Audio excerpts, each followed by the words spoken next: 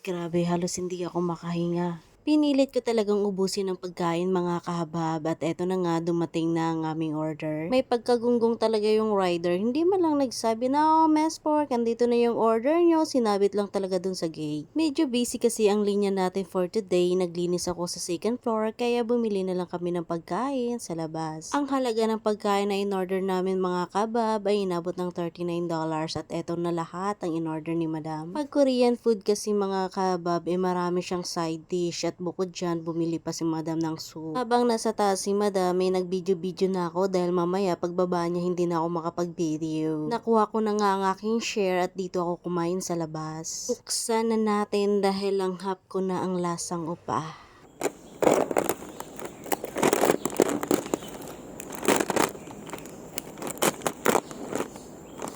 Madami nga ang serving ng kanilang bulgogi pero yung kanin kakarampot lang. Parang hindi enough sa akin. Pero mapapalaban ka naman sa kanilang side dish. Merong kimchi, may fish cake, mashed potato, dilis, yung green hindi ko alam kung ano ang tawag doon. At ang soup ko ay kimchi with tofu at meron din siyang pork.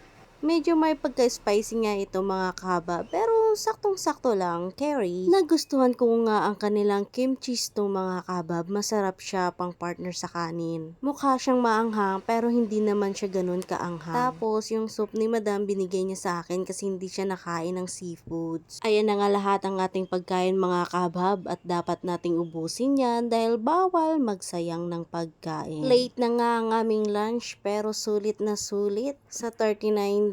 Siguro nasa 1,000 plus na yun mga kahaba. Mga nasa 1,500 or 1,600 ganun siya. Panalo naman kasi ang lasa mga kahaba. Masarap naman talaga yung green na slice. Hindi ko alam kung ano tawag doon. Para siyang seaweeds na ewan. Yung kimchi soup nila, nilagyan ng tofu. Ito, yan yung sinasabi ko na masarap. Fish cake, paborito ko yan. Yung dilis with peanuts, saka smashed potatoes. Ilipat ko na nga yung kanin doon sa kabila mga kabab kasi parang ako'y nahihirapan. Ganito lang kami ni Madam mga kabab. Pag busy ako, bibili na lang siya ng pagkain para hindi na ako magluluto. Sa pagkain naman kasi mga kabab, si Madam ay hindi matipid. Nakikita nyo naman ang ebidensya sa katawan ng Mess Pork na ako, lumba-lumba na talaga. Kaya ito yung nagustuhan ko kay Madam eh. Hindi ako tinitipid sa pagkain. Plus, hindi rin naman ako bugbog sa trabaho. Yung pinaka-ayaw ko lang talaga is yung magwalis araw-araw sa garden. Sobrang lawak naman kasi ng garden dito mga kabab ay talagang mauumay ka araw-arawin mo pagwawalis. Anyway, salamat sa inyo sa patuloy niyong pagsuporta at panunod ng video ni Mess Pork. Thank you so much. Good afternoon.